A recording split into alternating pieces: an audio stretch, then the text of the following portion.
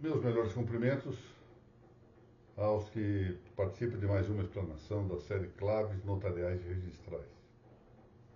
Essa série tem o apoio da Academia Paranaense de Direito Notarial e Registral. Eu aproveito para cumprimentar e desejar um bom 2025 a todos os confrades e confreiras desse sodalício, bem como tem o apoio da Anoreg do Estado do Paraná.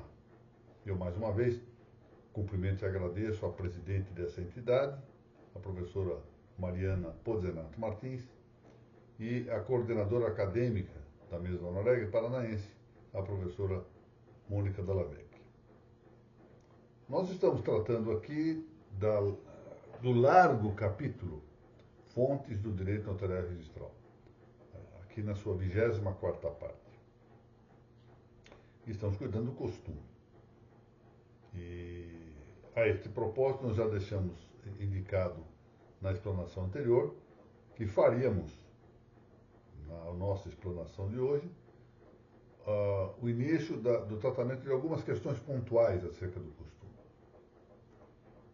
E ali indicamos a primeira dessas questões, que diz respeito à especialização do costume em geral em costume jurídico, ou seja, como é que o costume em geral se especifica como costume jurídico. E para isso vamos seguir as trilhas de um autor espanhol, com esse livro, La vida del derecho, ensaio sobre el derecho consuetudinario, de Joaquim Costa. Esta edição de que eu me vali é uma edição argentina, da Eliasta de Buenos Aires, extraída em 1976. Mas o Joaquim Costa é um autor que nasceu em 1846, portanto no século XIX, antes da metade do século XIX, e morreu no princípio do século XX, em 1911. Ele integrou o célebre movimento regeneracionista que se construiu na Espanha, com o objetivo de restaurar a Espanha, num momento em que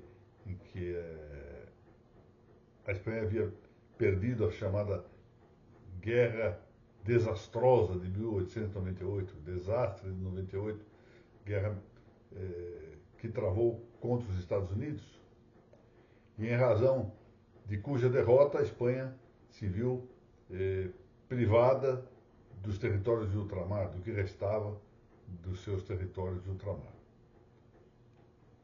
Joaquim Costa teve uma importante contribuição também no campo da doutrina jurídica. Ele, que foi notário, ingressou, salvo engano, em Reims, mediante concurso público, como notário, escreveu sobre o tema do direito notarial e registral. Ele escreveu uma obra chamada Reorganização do Notariado, do Registro da Propriedade e da Administração da Justiça, algo assim. Mas, naquilo que mais nesse momento nos interessa, teve um papel destacado no estudo do tema do costume. Tanto que o primeiro de seus livros, foi publicado em 1881, era uma introdução a um tratado de política textualmente dos refraneiros, romanceiros e restas da Península Ibérica. Dos costumes populares, portanto, bem populares. Bom, para Joaquim Costa, o costume em geral é aprendido como forma, lei, norma, modelo, maneira constante de realizar diretamente a vida psíquica do homem.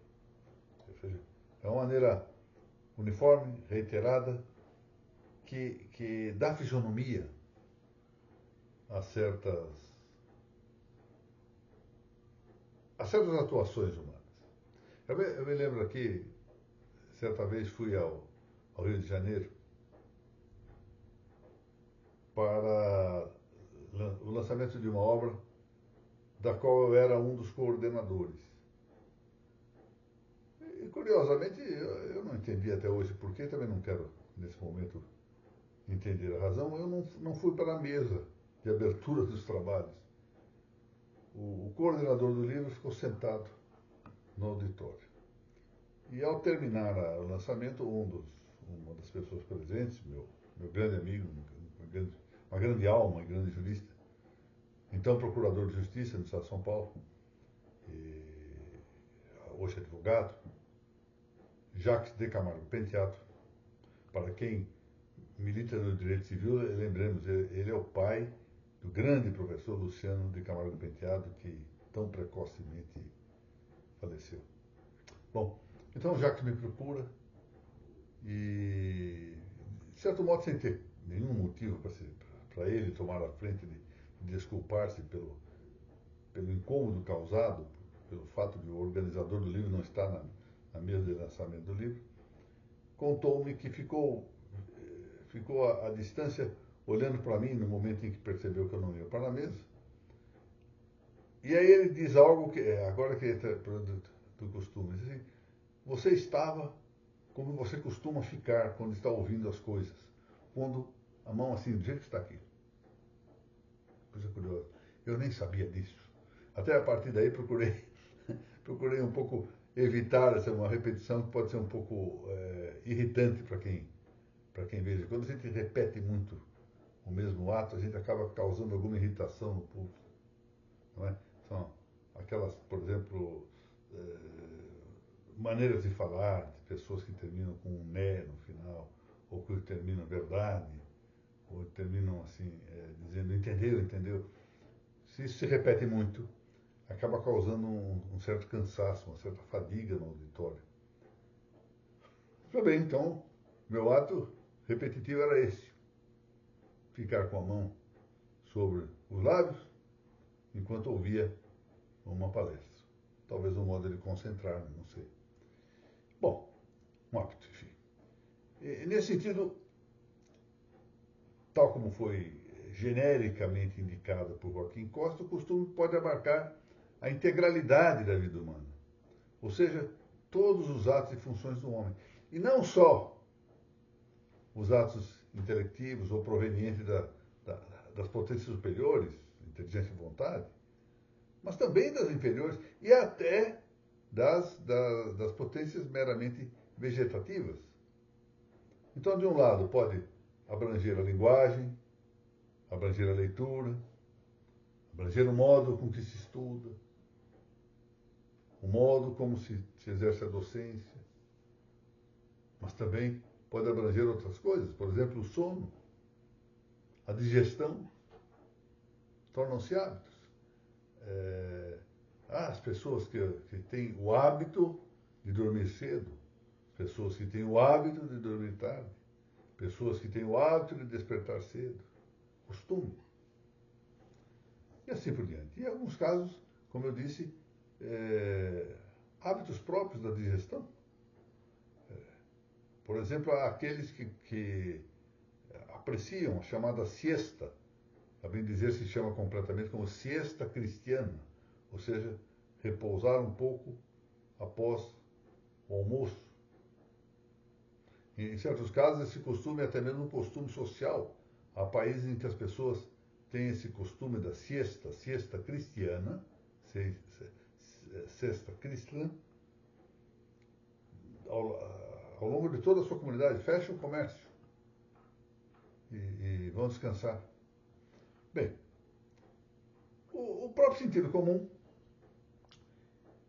ensina que os costumes podem ser bons, alguns são bons, e outras vezes podem ser maus. Algumas vezes, sua bondade ou maldade é intrínseca.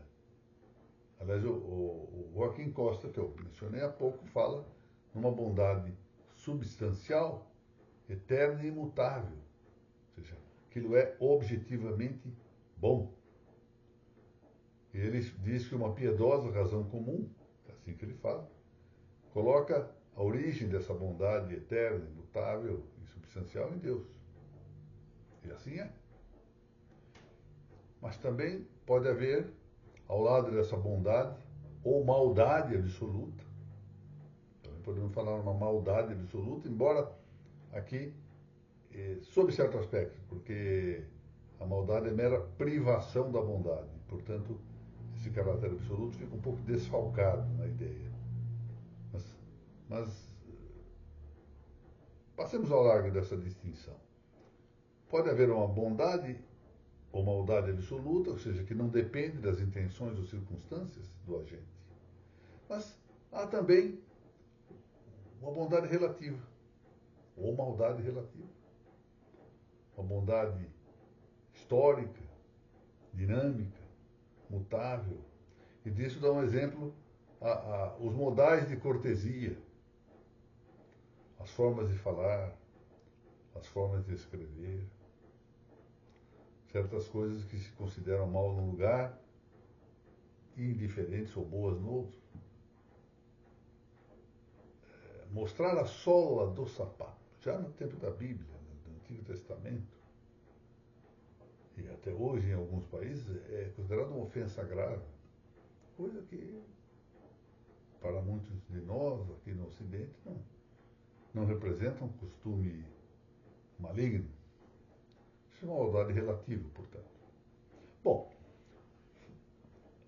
essas características gerais ou qualidades gerais que respeitam e dizem respeito a todas as espécies de costumes, seja o costume individual, seja um costume social, seja um costume profano, seja um costume religioso, essas qualidades ou atributos gerais também se atribuem, se encontram nos costumes jurídicos. Falei aqui há pouco nos costumes religiosos. Dos costumes religiosos é que vem o célebre aforismo lex orandi, lex credendi. Ou seja, a lei da oração é a lei da crença, é a lei da fé. É por isso que para muitos autorizados pensadores, as mudanças litúrgicas que surgiram com a chamada Missa do Novus Ordo de Paulo VI, tiveram, como não poderiam deixar de ter, influência na Lex Credendi. Porque mudou o modus orandi, teria que mudar o modus credendi como consequente dessa mudança. Bom, mas eu dizia que as qualidades gerais dos costumes também se encontram nos costumes jurídicos. O costume jurídico se especializa, segundo diz Joaquim Costa, em relação ao costume geral, ou seja, o costume jurídico se especifica em face do costume geral, pela nota de que o costume jurídico é sempre algo que regula relações livres entre os homens.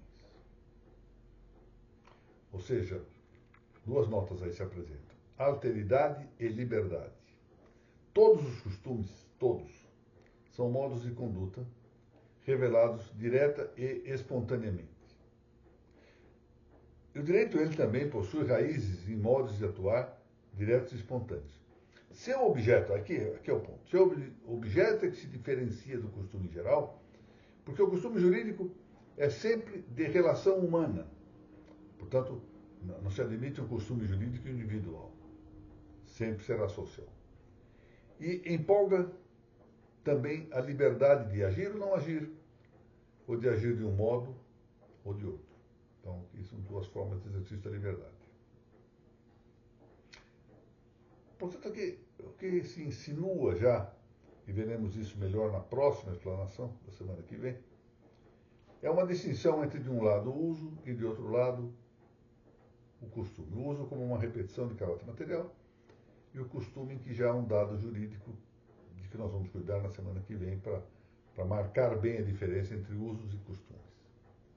Há quem negue que haja distinção entre os usos e os costumes. O próprio Joaquim Costa nega rigorosamente essa distinção. Todavia, é fato que nós nos deparamos frequentemente com a expressão usos e costumes. Se quisermos diferenciar esses termos, ainda que à custa de alguma impropriedade conceitual, talvez possamos adotar a fórmula que foi declinada pelas famosas Siete Partidas do rei Alfonso X, sábio das Espanhas. Dizer que do tempo nasce o uso, ou as Sete Partidas dizem isso, do tempo nasce o uso. Quer dizer, da prolongação, da continuidade, do tempo nasce o uso. Do uso nasce o costume. E do costume, o fuero.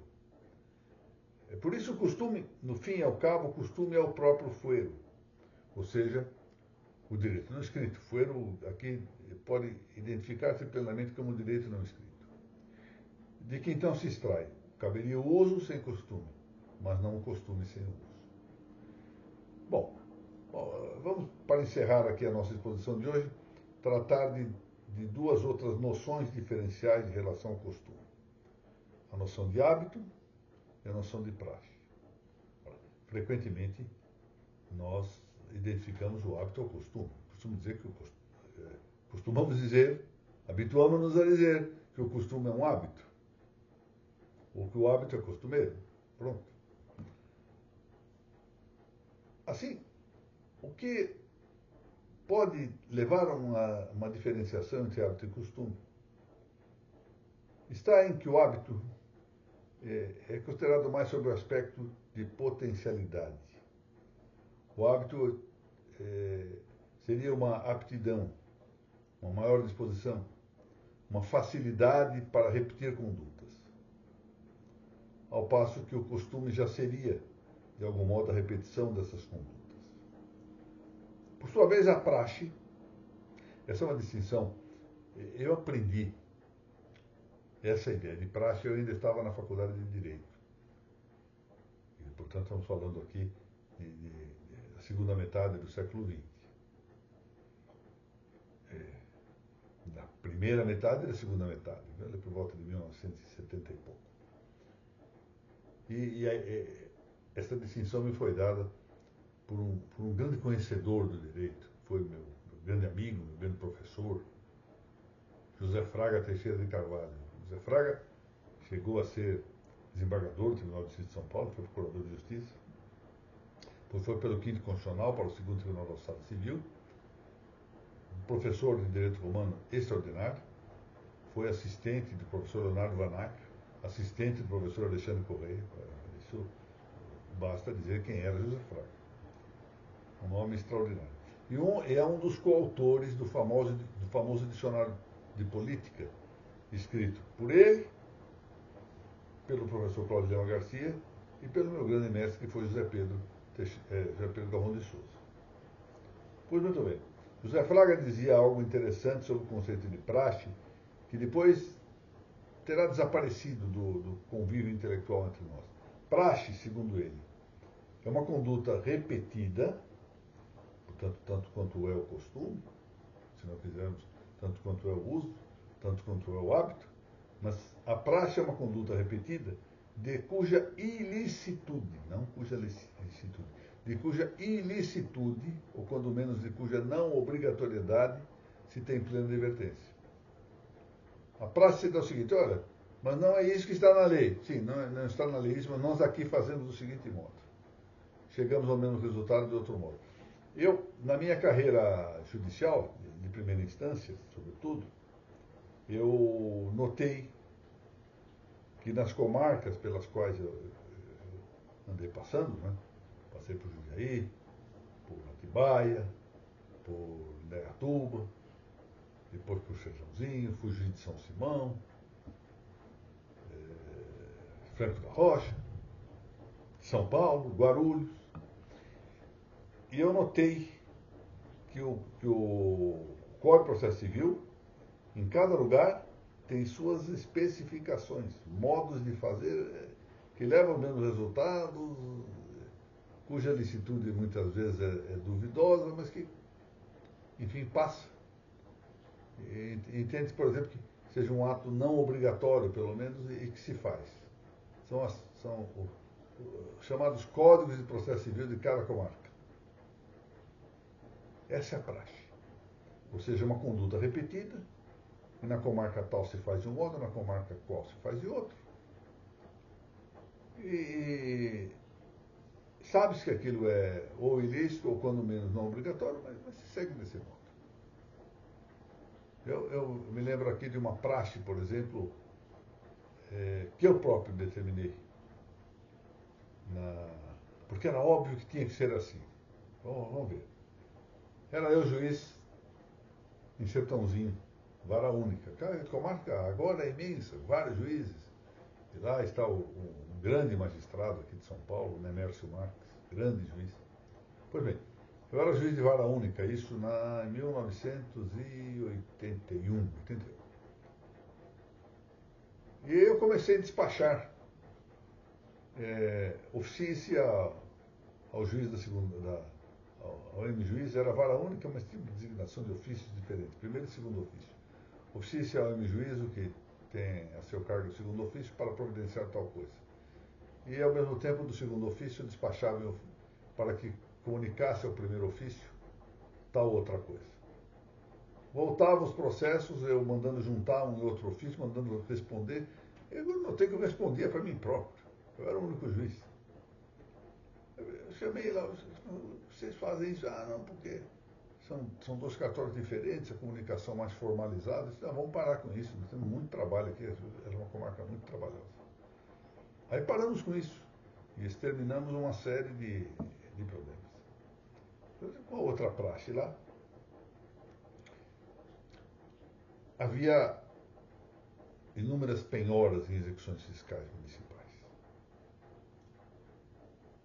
Não se achavam bens para havia penhoras, mas não havia, digamos, interesse em continuar a execução, ou porque dificilmente, embora avaliado sobre determinado montante, o bem teria seus adquirentes numa alienação pública, ou porque não era também do interesse do município prosseguir com a execução, porque isso levaria a uma situação política desagradável na cidade, por causa das eleições, etc. Mas era necessário ajuizar as execuções para aumentar a participação na receita tributária do Estado. Então havia lá 500, 600 execuções fiscais que todo mês, a cada 30 e poucos dias, vinham todas à conclusão, naquele tempo era processo em papel, e lá tinha eu que despachar, intimando o município a falar. E o município falava qualquer coisa, pedia suspensão por 30 dias, toda vez, e assim ia. Quando eu cheguei na comarca, havia processos que há anos, tinham esse ritmo. A cada 30 e tantos dias, a Fazenda pedia suspensão por 30 dias, o juiz deferia, passados 30 dias, o cartório informava, o juiz determinava a audiência da Fazenda, a Fazenda falava de novo, e o juiz suspendia por mais 30. Eu não tive dúvida. Não, vamos acabar com isso. Não há interesse de agir nisso aqui. Então fiz naquele tempo era mimeógrafo, sabe? Alguns dos novos aqui nem sabem mais o que é um mimeógrafo. Mandei rodar no mimeógrafo uma decisão padrão, dizendo que não havia interesse de agir atual, tanto é que o processo estava vários anos parado, e que eu então determinava a extinção da execução e o arquivamento dos autos. Isso juridicamente estava aparentemente correto. Mas qual foi o problema que aí se deu? Os oficiais de justiça tiveram reclamado, eles tinham que levantar a penhora. Porque esse levantamento da penhora demandava um ato formal do próprio oficial de justiça, e isso implicaria pagamento de custas, a Fazenda Municipal não estava disposta a ficar com nada, naturalmente os executados também não. Então criou-se ali um imbróglio. E foi aí que entrou algo que depois se transformou em praxe.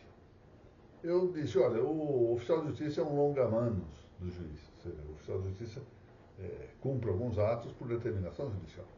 Então, em situações, pelo menos excepcionais, é justificável que o próprio juiz determine alguma coisa.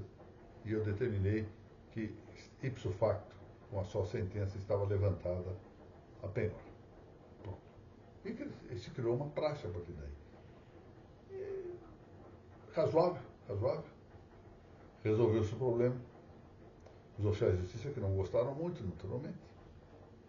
Mas resolveu-se um problema. Alguns deles até vieram dizer que não havia outra solução, realmente seria um perpetuar, porque eles também não iam receber nada. Bom, enfim, portanto a praxe vem a ser isso, é uma conduta repetida. Esse meu entendimento lá acabou criando a praxe na comarca, não sei se ainda se mantém ou não. em que há pelo menos alguma dúvida sobre a ilicitude ou a certeza de não ser obrigatório o ato que está sendo praticado. E diz que tem plena advertência. O que não acontece é o costume, porque o costume eu tenho a consciência ou a advertência da obrigatoriedade e da licitude do ato que eu estou praticando. Então, por agora fixemos, para encerrar essa nossa exposição, o ponto que nos interessa. O costume jurídico é o modo reiterado e espontâneo de agir na relação livre entre os homens. E na próxima aula, prosseguimos. Torno a agradecer a Noregg do Paraná, na pessoa de sua presidente, a professora Mariana Pozenato Martins, e de sua coordenadora acadêmica, Mônica Dalla Vecchia, pela constante forma com que apoiam estas nossas explanações, e agradeço também a Academia Paranaense de Direito Notarial Registral.